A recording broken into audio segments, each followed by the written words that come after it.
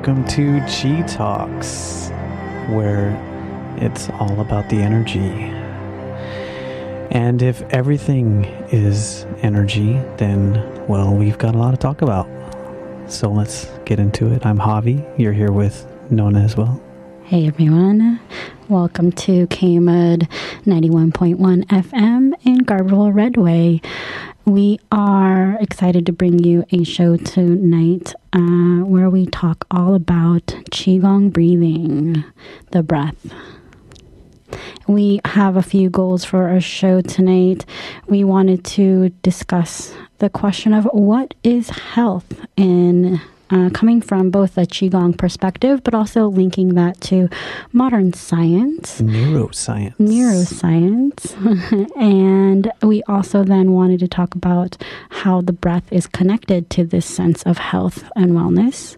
And then move into some strategies that we can then use and give you an at-home experience as Javier guides you through some practices that you can do along with us.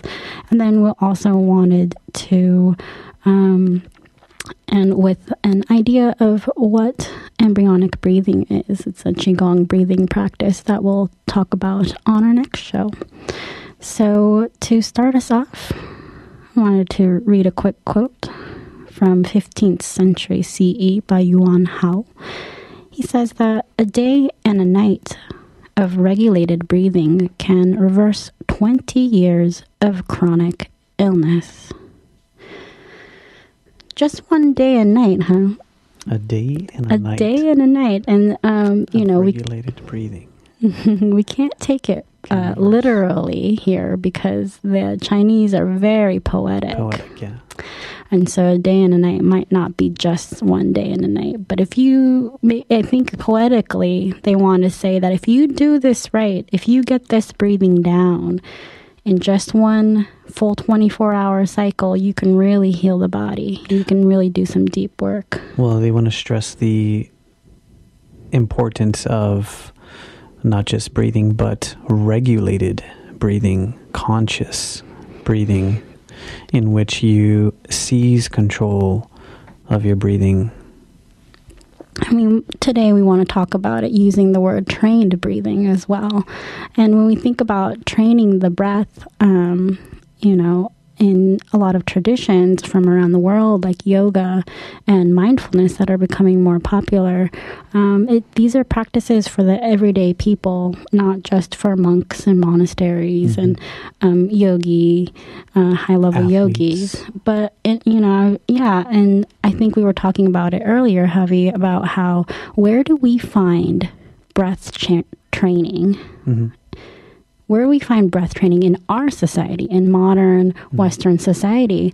And we think about it, and it's not until this more recent yoga and mindfulness immersion, where it usually has been at high levels of athleticism. Mm-hmm. So it was reserved for people who are going to the Olympics or going for the highest level of performance, in order for them to achieve that top level, top percent of all of us in society. And so these breathing practices that, allows a dead lifter to lift their weights, the FCC fighter get through their fights, for runners. UFC. I'm sorry, UFC. Sorry. Okay. UFC fighters to get through their fights, and for runners to complete their marathons, swimmers. Mm-hmm. But not just the performance, but also for the restoration and the importance of down regulation. Recovery, exactly. Mm-hmm. Yeah, recovery is something that has been overlooked in those sports. They use the term active rest, right? So as to just continue to move the body, provide that circulation and flow. And they're realizing that mindfulness practices are part of that recovery, the restoration, and the recharge, of the optimal performer, the optimal athlete. So the question becomes, why should these breathing practices, this breath training, be reserved for the top athletes only? It should not. And only for the purpose of just reaching the top tier echelon activities. Why can't the same breath training that is used to achieve these great feats, why can't they be used then to achieve great feats within each of our bodies, like in the act of healing, wellness? We're all fighting battles within each ourselves. Day. We're faced with life's battles. So I think those are the questions that we are striving to look at today, and are trying to encourage listeners out there to consider an engagement in the training of the breath. We're trying to make it so that this training of the breath is for the everyday person, is more prevalent in our societies. And maybe it's a skill that is overlooked. Think of breathing as a skill, a practice. We want to not dismiss it as something that could be a potential tool, and also something to be explored. We take the breath for granted often. So, for example, we were just mentioning embryonic breathing. For example, one of the goals of the breath in embryonic breathing is to acquire this state of stillness where the breath, the mind, and the body are so still that if there was a feather in front of the nose, it would not move. So in the embryonic breathing book, there's a passage that speaks of this. And they talk about that quality where the feather doesn't move as this, like a slender breath. It's there, but it's not there. As the mind and as the body is also there, but it's not there. So we can get into some very more nuanced things. But I think on that note, maybe Javier, you want to launch us into the possibility of our first breathing exercise. Awesome. Okay. Well, regardless of what you're doing, right, you could be moving, you could be still, you could be cleaning, you could be eating. Be in your car driving. You could be in the car driving, just don't close your eyes. If you are. But basically what we're going to do is just take a little bit of our awareness, a little bit of our focus down to the abdomen, down to the belly. Right? And then if you just want to fully focus, fully concentrate, then you can stop what you're doing. So just take a second and connect to your abdomen. And we're going to drop the attention and the awareness and the breath into the abdomen, into the belly, and we're going to allow it to expand as we inhale deeply through the nose. And then as we exhale, we're going to simulate a sigh. Exhale through the nose and feel the abdomen contract just naturally. And say, oh wow, I can connect my breath to my belly here. So let's repeat that. We're going to inhale through the nose and allow the belly to expand naturally. And allow it to naturally just release. You can release through the breath or through the mouth or the nose. And as you do this, allow any unneeded tension to release. Allow the abdomen to contract again. And then engage the abdomen just a little bit. Here's the last one. Inhale through the nose.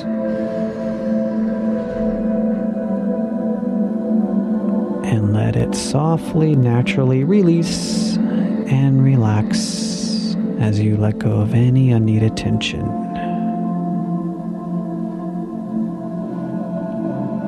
So hopefully you have connected to your felt sense and have become aware of a sense of relaxation, a calmness, maybe even a centeredness.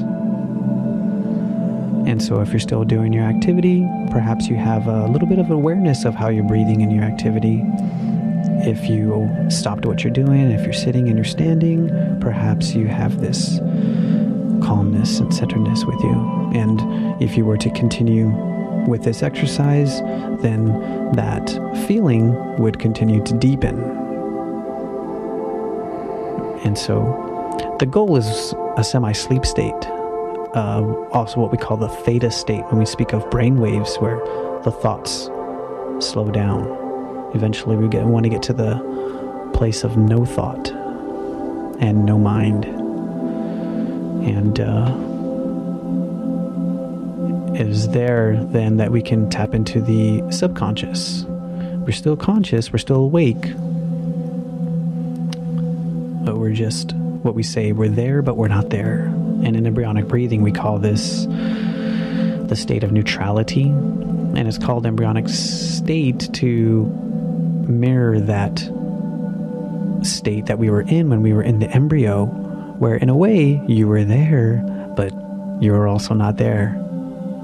Yeah, physically you were there, but your personality, your character was not there.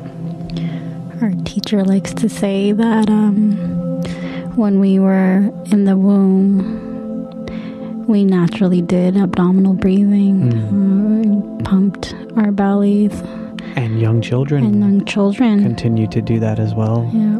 Before we learn from society that we have to suck our bellies in, or we encounter our first traumatic experience and we enter a sympathetic nervous system. And we aren't able to get out of it sometimes. So we're going to talk about that today and how the breath can set you free from any stuckness in the sympathetic system. And so we're going to address our first goal of looking at the question, what is health anyways? And we'll start by looking at it from a Qigong standpoint. Our goal in these shows is to slowly expose all you listeners to the theory of Qigong and the practice of Qigong and what it could do for your well-being, our community's well-being, and our world's well-being. The gems. What a good time and what a great context that we have to share these gems as well in these times of unknown. Definitely. So we're going to be talking about health then, and we're going to start with the Qigong perspectives before we move into a more modern science perspective and linking the two. And we start with the clue from the Chinese character for the word qi. And the interesting thing about it, and I think it's the same in English language, there's Old English and New English. And if you were to go back to Shakespearean writing and words, there is definitely an evolution that happens over time. And the same thing you'll find in Chinese writing. So there's an old character, a symbolic character for the word qi. Pictograph. Yeah. Pictograph. And then there's a more modern one. And the modern one is one that was mentioned in our last show briefly by one of our guests, Kim. She mentioned that the pictograph, the newer one for qi, in Chinese, is the combination of the symbols for air and rice. And we know in modern science that it's supported, this air and rice concept for energy is supported in our metabolic processes. We know that we need oxygen and the simple and complex sugars from our food to combine, and it takes some other things too, but those things combine and go through the cycles within our cells, and in our mitochondria, energy is born, and we utilize this energy for life and everyday activities. And so that's the first symbol for qi, energy. And then we have this more ancient character, which symbols the message of no fire, which is a little more puzzling. It conveys the message of no fire. It conveys energy. Yeah, it has the symbols. It's a combination of no fire to make up the symbol of qi. And so instead of this giving us a clue as to what would create energy within our bodies, this ancient character more gives us a clue of what results when our energy state is desirable. So no fire as a desirable state in the body. What does this mean? Fire in Chinese thought is kind of a metaphor, I guess, of burning. It could be pain. It could be just elevated energy states or elevated and manifested energy states. So in our bodies, we have our organ systems in different parts of the machine that is our body. And to this machine that is our body, we need energy in order for things to run. And different parts of our machine body require different levels of energy. And when there is too much energy and also too little energy, what results is what the Chinese poetically call fire. And it can be interpreted as pain or discomfort in the body, and it's often caused by stagnation, which is a constriction, a blockage, a tightness of tissues from too much use or injury, or on the other end of things, because there is always going to be a yin and yang of the spectrum. Stagnation could be also caused from the opposite, which is atrophy or weakness of the tissues that come from a lack of movement and stimulation. So too much or too little can cause stagnation, and this stagnation will block energy to become too much or too little in any one part of ourselves, which causes a fire.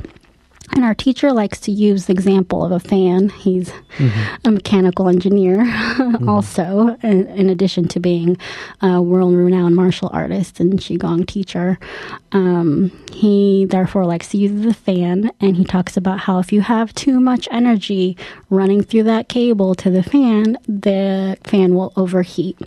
So that's too much fire. But if you also have too little energy, the fan will need to work harder in order to maintain that same level of activity, and then you'll have fire there as well. So that's his metaphor that he uses to describe and explain this symbol qi, the very foundation root of this word, no fire, as opposed to air and rice representing food, of course, culturally. So very poetic, very symbolic, interesting cultural aspects. And we can get a little hint from this about the what health might be too, where energy is at a level for the body that is just right. So another maybe that narrative.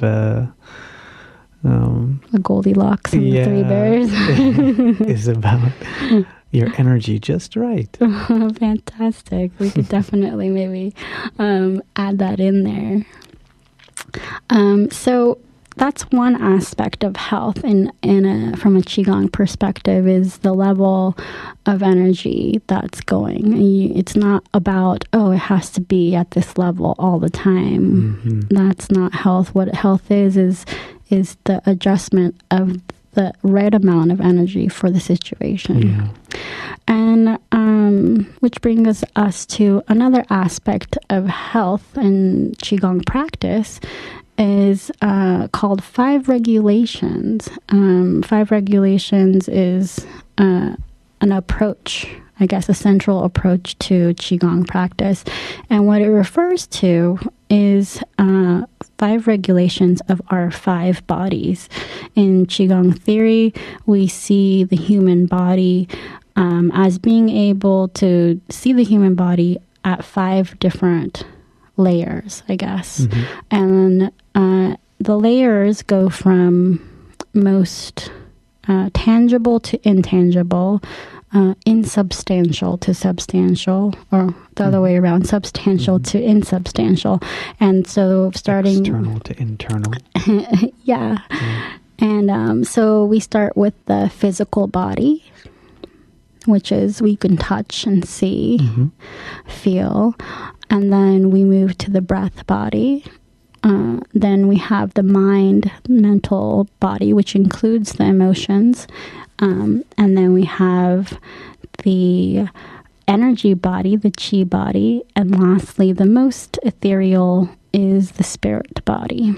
And in Qigong, the goal when we are regulating these things, and we'll talk during another session about what traits we want to create in each of those bodies to have it be regulated well. So, for example, the body, if we want to regulate the body well, we want it to be relaxed. That's one of the traits that indicates that we are regulating it well.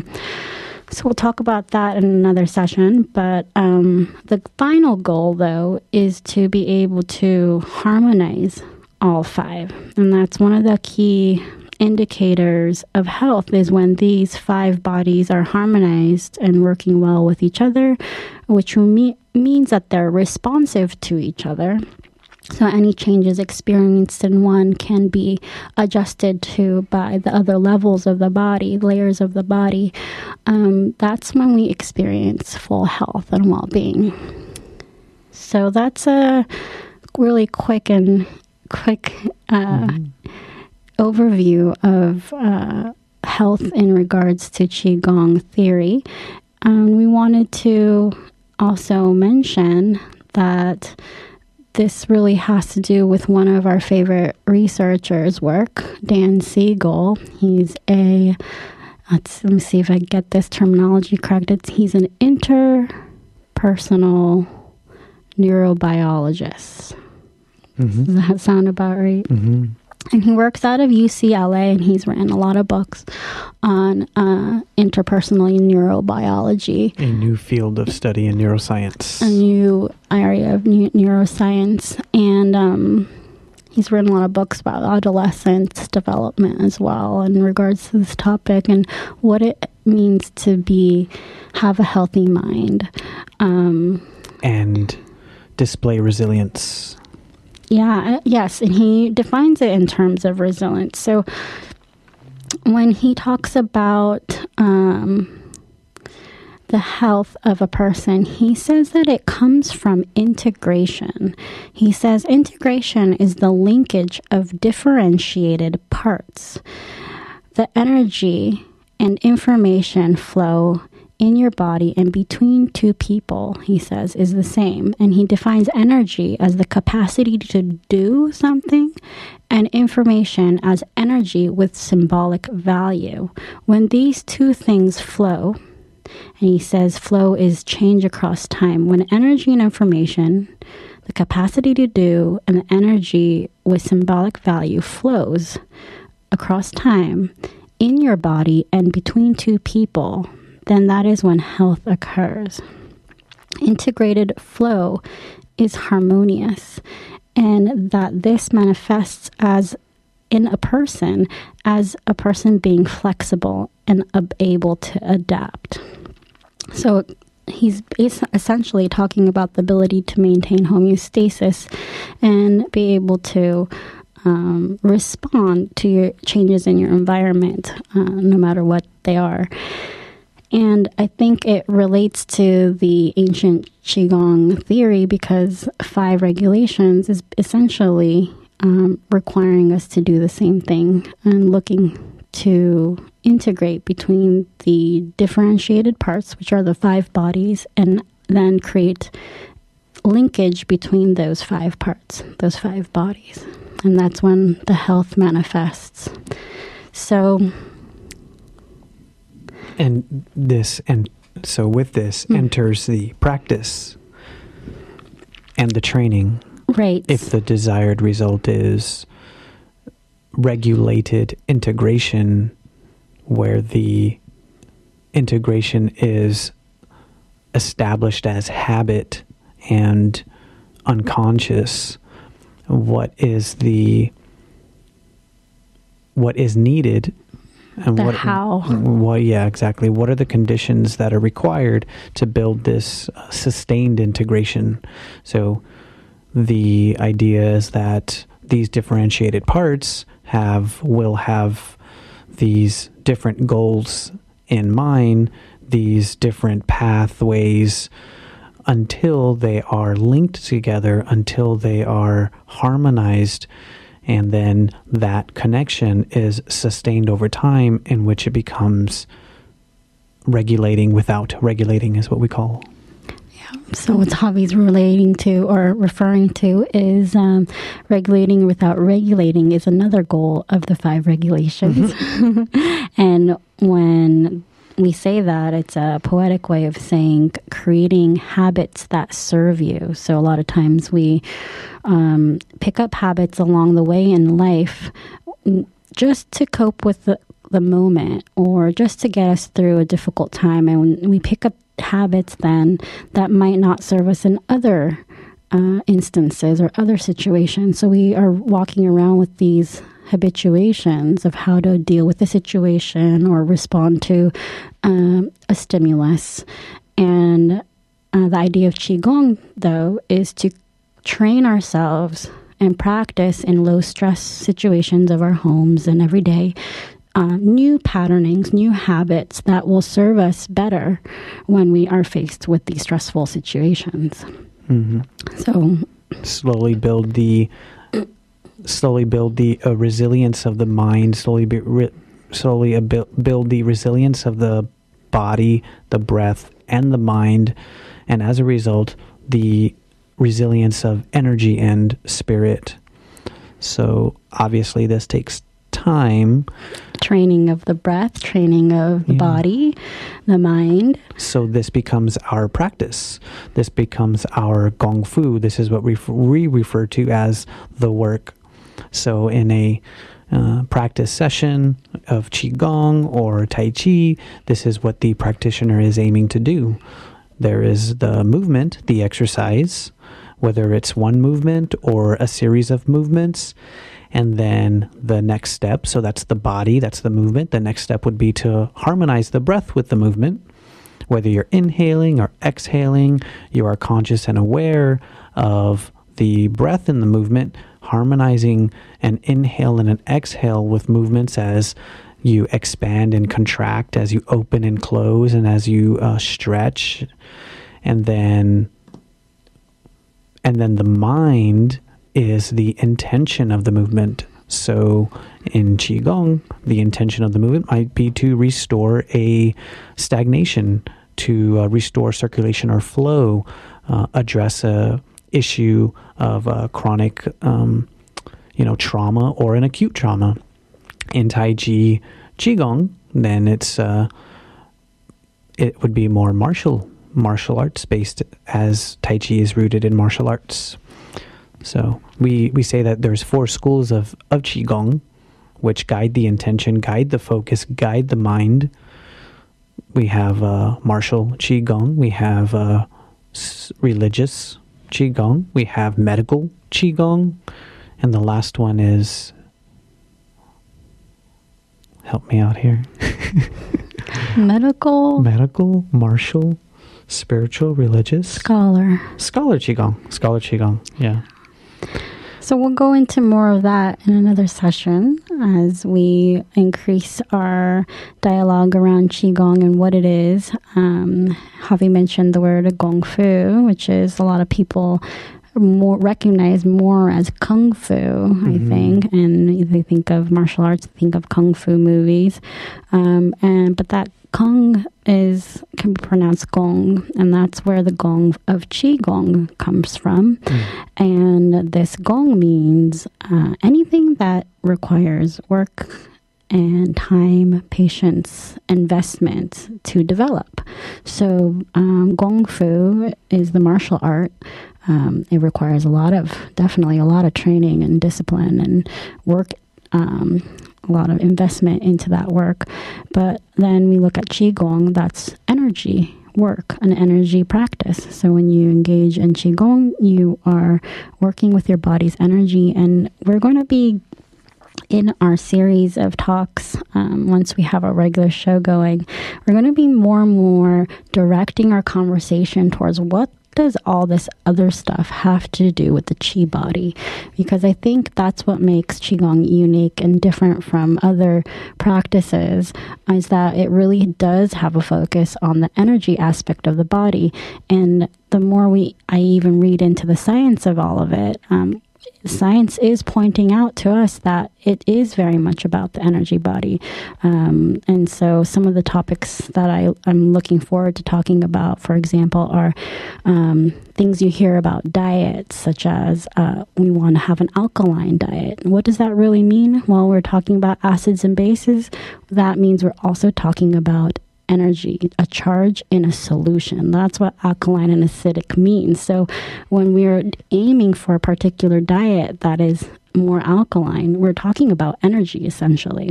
So lots of things to talk about to change our lens slowly to look at the energy system of the body, not just the material, not just the physical, the things that we can touch. Perhaps look deeper.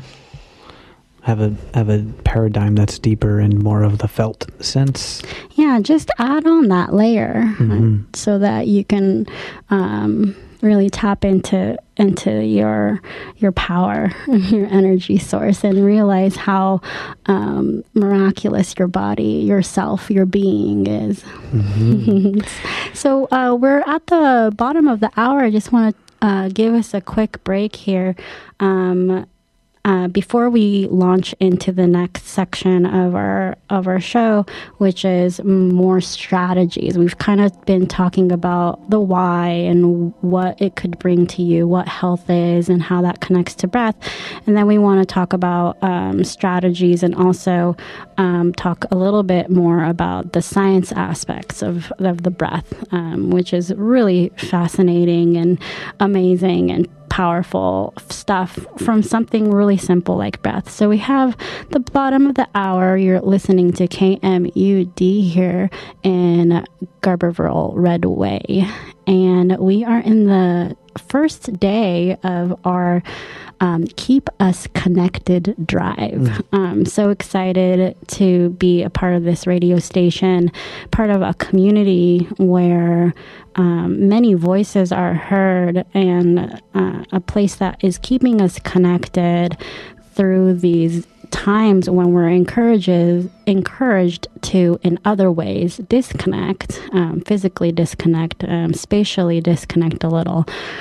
So a place that helps you maintain that ever important connection for our health and well-being, which is ever important for our wellness, immunity, and health, I think, is a valuable place to be at. And I hope you feel the same way and feel that there's a little bit of wiggle room in your pockets to help us sustain this wonderful place that does keep us connected through these times. The way we are encouraging people to do that instead of calling, because we are not having volunteers populate our studios and the interest of keeping everyone healthy. We don't have those people to take your calls, although while the staff is here, we'll have some hours where you can call if that's easier for you. But right now, as our studios are pretty empty, we would like you to visit our website if you can, www.kmud.org, and there's going to be a big button that says donate, and where you can help support KMUD. So I'd like to return us to Javier here as he takes us into the wonderful world of breath. And I like to, we were talking about this at home before the show, and I keep on thinking there's such a range out there probably listening to us who have different experiences with breath and breath practice and breath training. And but for the beginners, I always think about the beginners and how to take care of them. Deep breath, when you say the word deep, our teacher likes to say deep does not necessarily mean full capacity. It does not mean 100% of your lungs are full. So when you are being asked to breathe deeply, it's more of a relaxed breath, and we're going to about like 70-80% of capacity in order to keep the tissues open. The intention is relaxation. So to do something that goes against that intention would go against the exercise. So if we say breathe deeply, don't breathe harshly or sharply, in a way that will tense the body or the felt sense.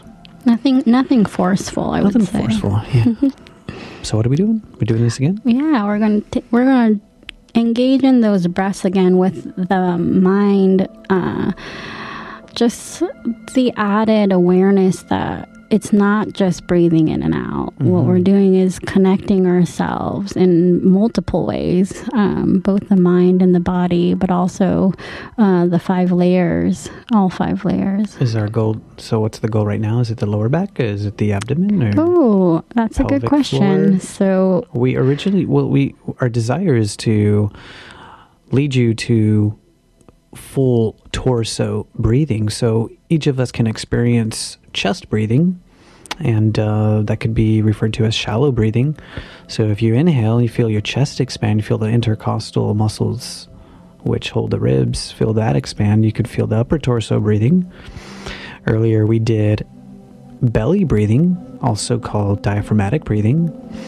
How about breathing into the lower back? So the opposite side of the abdomen, and eventually we'll add the pelvic floor. So we'll build up to the full torso breathing. If you're not in a car, you can even place your hands in that region of the lower back. So let's do that. Let's place one hand on the abdomen. Let's put one hand on the lower back. If anyone hasn't felt the lower back expand when you breathe, it's quite interesting to feel that for the first time. So you might feel that after the belly has fully expanded, because we're used to feeling in the belly. That's something that we can grasp physically as we put our focus and awareness there.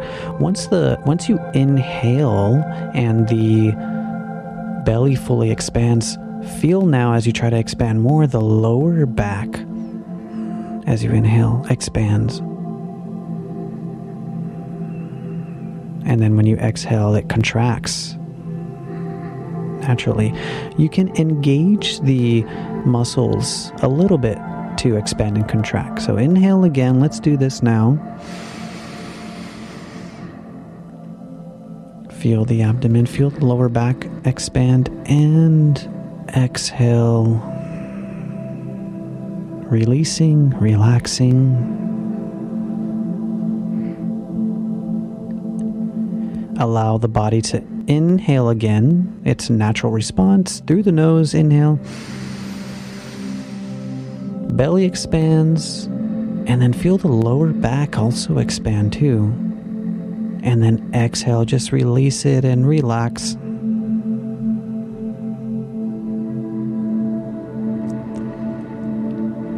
Do this again. Inhale. Through the belly. Try to feel the lower back. And then exhale. So what I like to do when I guide Qigong sessions is tell people to establish a nice deep breathing pace for yourself. So imagine if you could do that and integrate that into your everyday life, where you're conscious and aware of this deep abdominal breathing, and you have this deep abdominal breathing pace to sustain your calmness, your relaxation, your centeredness.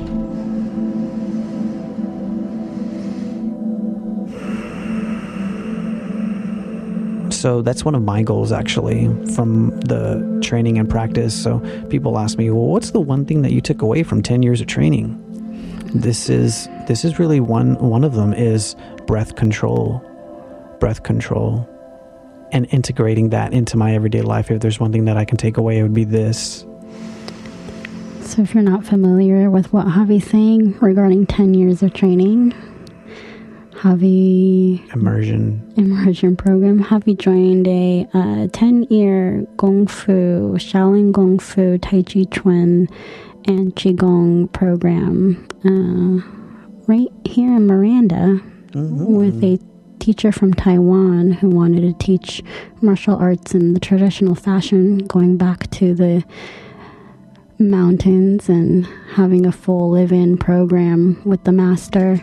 So he spent 10 years with Dr. Yang Ming up at the YMA Retreat Center, and he's referring to his 10 years there where he was immersed in this practice and learned its benefits, both for health but also for pushing the body to its full limits, how to make that sustainable, heal along the way as you pushed yourself.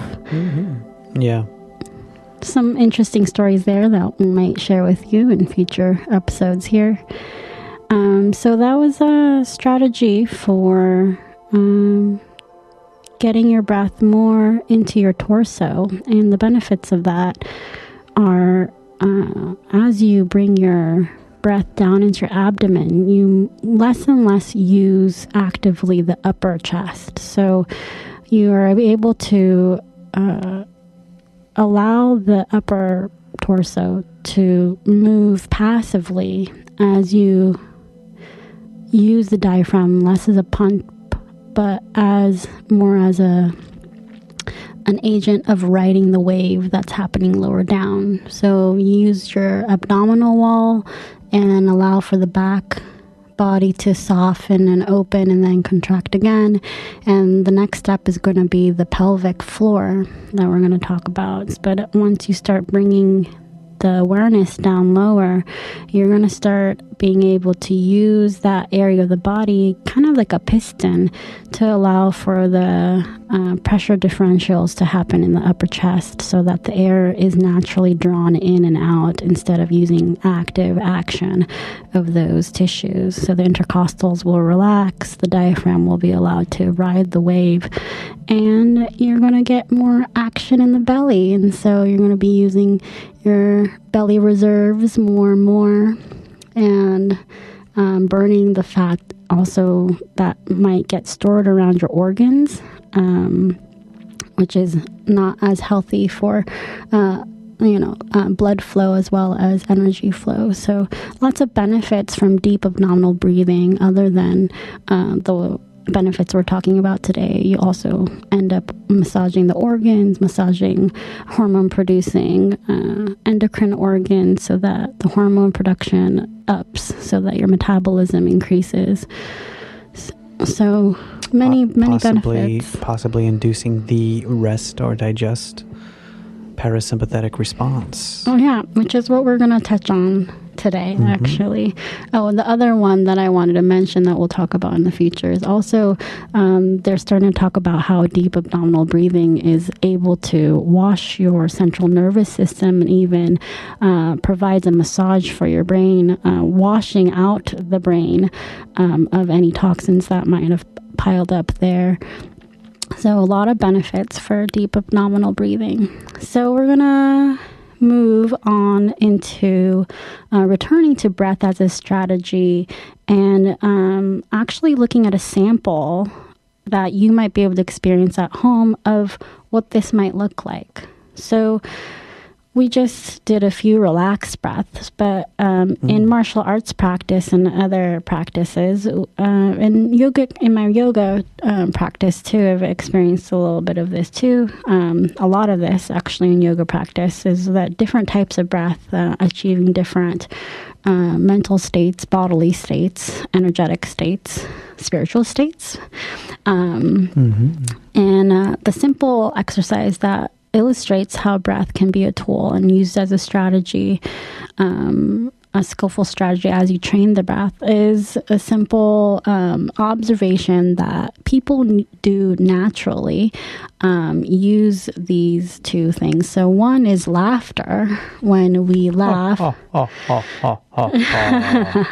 your breath is manipulated in that process, and that activity really elevates the blood circulation and the alertness in the body. So everyone, if even at home, martial artists will use the ha sound to invigorate the whole self. So if you are at home, you can give us a couple of ha's. Are you ready? Little ha. Ha. Ha. Ha.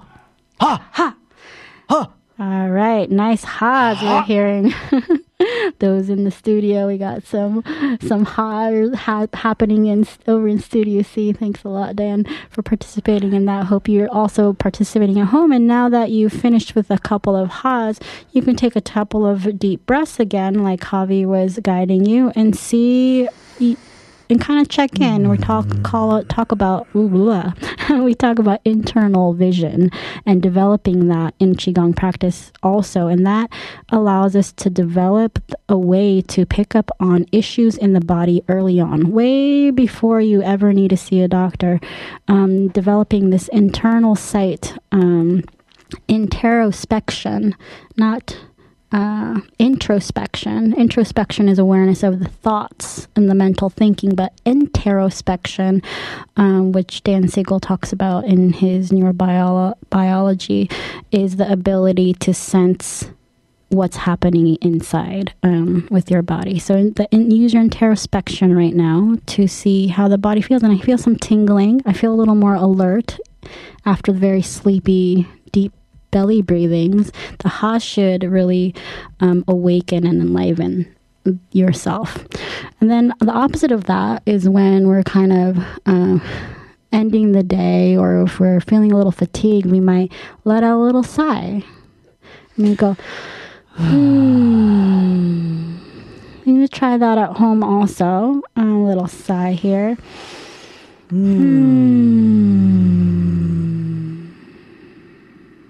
Call this hun and ha. So we did ha and we just did hun. Hun and ha. And I like to think about the dogs that live where we are, and when they're when it's a rainy day and they're stuck on their beds and they're giving you the look of what now, and then they go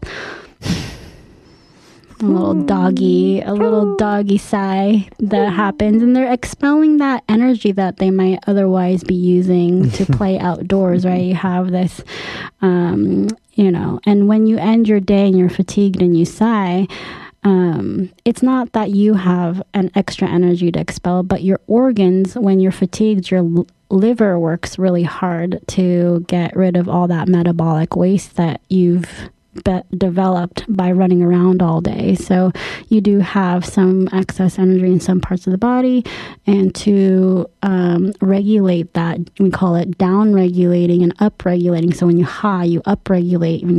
When you sigh, you're down regulating. And in Chinese, we call this Li methods and Kan methods. Li meaning fire methods and Kan meaning water methods. So you apply water and fire to your system in order to up or down regulate and create a better energy and energy body for yourself. So it's a quick exercise to kind of illustrate just one of the many ways in which you can manipulate the breath, train the breath in order to achieve some changes in your body. And we're going to open up the lines right now. We have a few more things to talk about here, but we want to also invite all of you out there to see if you have any comments or questions for us. You can give us a call, 707-923-3911. And if you're just joining us, or you joined us somewhere in the middle, you're listening to Chi Talks with Javier here and myself, Nona. And it's a new show on KMED, and we're just filling in for shows right now at this time, so we don't have a regular slot, but this is our second one, and we're really having a good time sharing with you some of these practices that have been so beneficial for our own health and many around the world through much time. So we're going to talk about now the scientific support for some of this breath work and the training of the breath that you could be doing as an everyday person. And we wanted to connect the breath to this scientific study as a way to possibly inspire you to engage in your own breath training, whether or not you've already have one for a long time and you want to get back to it, or add some more possible ways in which you can use it or train the breath, and or if you're brand new to it, we invite you to train your breath, as do the highest level athletes, to achieve greatness in the world. You can achieve greatness within your own bodies through this breath training. So a few things about the breath. I want to talk about how at the very basic level you are doing oxygen exchange, oxygen and CO2. We're taught, but I learned something new today, that your body actually needs a very specific level of CO2, and I'm not going to talk about it today because I'm actually still reading about it and doing my research on CO2, but at least, you want to have that oxygen intake, as it is necessary and required for the sugars to be processed in the body, and for you to access energy for all the work that you do. And cell regeneration, we know now, is happening all the time, and we talk about how the body is different. The liver changes over every so many days, and our guest's last show was able to tell us how many days it is, but different parts of the body is changing over. So you are not the same person as you were a year ago. Every 7 years or something, you have a whole total changeover of all the cells in your body.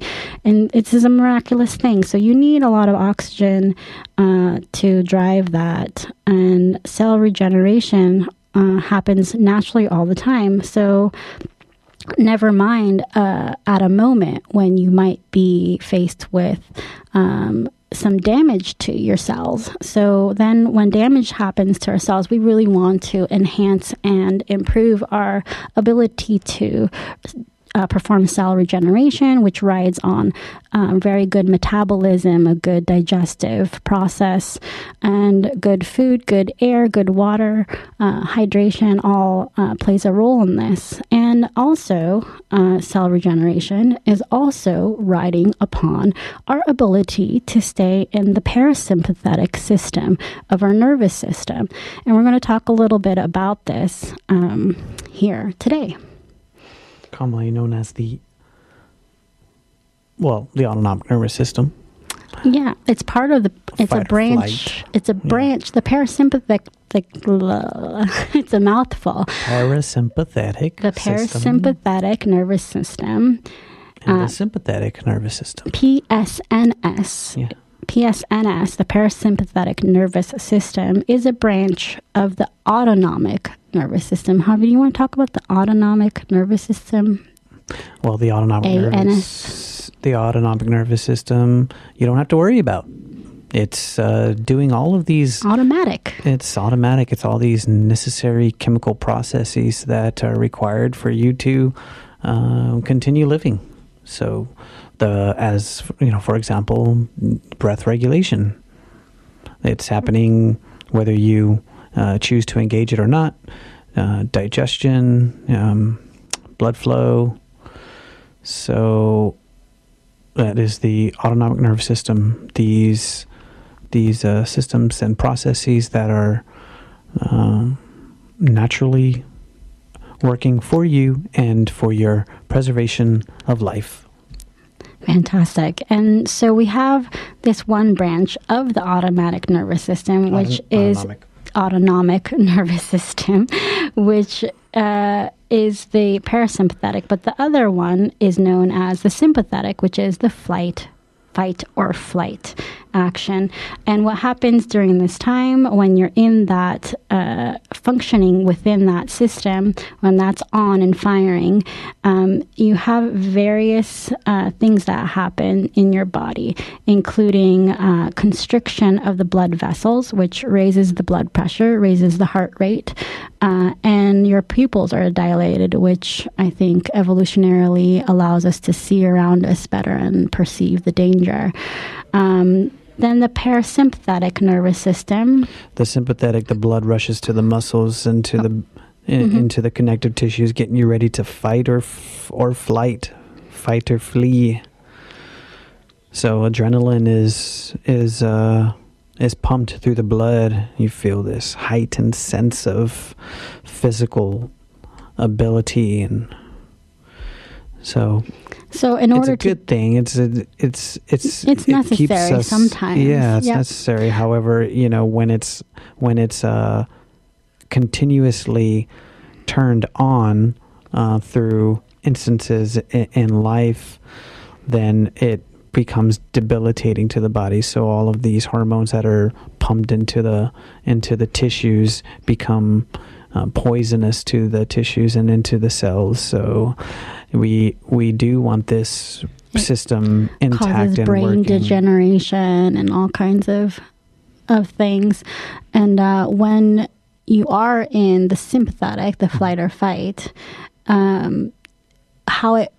how the body is able to turn on those muscular activities is to take away the energy, take away the blood flow from the parasympathetic functions, which are for metabolism, digestion, and cell regeneration. And also, when that happens, the muscles and all the tissues are actually drained of their energy reserves. So normally there's energy stored within each cell, and during the sympathetic, that's drained. And it's not until the parasympathetic kicks in that the energy reserves in those cells are restored. And then your more everyday activities and functions are supported, the energy is restored, and your cell regeneration can continue. And so what happens to us, many of us, is that we get stuck in that flight or fight functioning, and we aren't able to access a more parasympathetic way of living. And I think another thing to note is that these are two differentiated parts. Going back to our definition of health, these are two differentiated parts in which if there were if they acted harmoniously and in balance, then we would experience integration. And that integration, remember, is the foundation for health and resilience. So the ability to go back and forth, it's not necessarily that we always want to be staying in parasympathetic. Right. We want to be able to be alert and act quickly when there is a moment of stress, but it's the ability to turn it back and forth. That's what we're trying to train and be able to access. Your body will naturally snap into sympathetic, but how do we get it to go? How do we help the process of it going back? And one of the answers is the breath. And I have a paper here, The Transformative Power of Deep, Slow Breathing, from the Journal of Science of Chinese Medicine from February 2018. And he talks about the yin-yang aspects of the parasympathetic and the sympathetic system, as you're saying. And he explains about how it is... what you were saying about being able to go through both, but how even in the breath, you have a way to access both of those. So he talks about how the in-breath is promoting one aspect of the autonomic nervous system and the exhale another. And I think with that, we're going to start our close because we have a lot of material to cover for our next show. We're going to discuss why you breathe through the nose next time. We're going to talk about how it's been shown by scientific studies that nitrogen oxide is part of that answer to that question. So we're going to talk more about breath in our next Chi Talks. And I'll just leave you with a closing thought, if that's okay. Yeah? Certainly. Okay. Let's see. Yeah, let's see. We're going... I liked this one. This is an interpretation of a excerpt on embryonic breathing. To stop the initiation of a new thought or the disturbances of old thoughts lingering in your mind, the best way is learning how to keep the mind empty and think nothing. However, in reality, it is not possible, since when you think of nothing, you are thinking of something. Therefore, the common way of regulating the mind is paying attention to the breathing. Slowly and gradually allow the breathing to become softer and more slender until it is as though it were there and yet as though it were not there. When this happens, you are in a deep state of meditation and no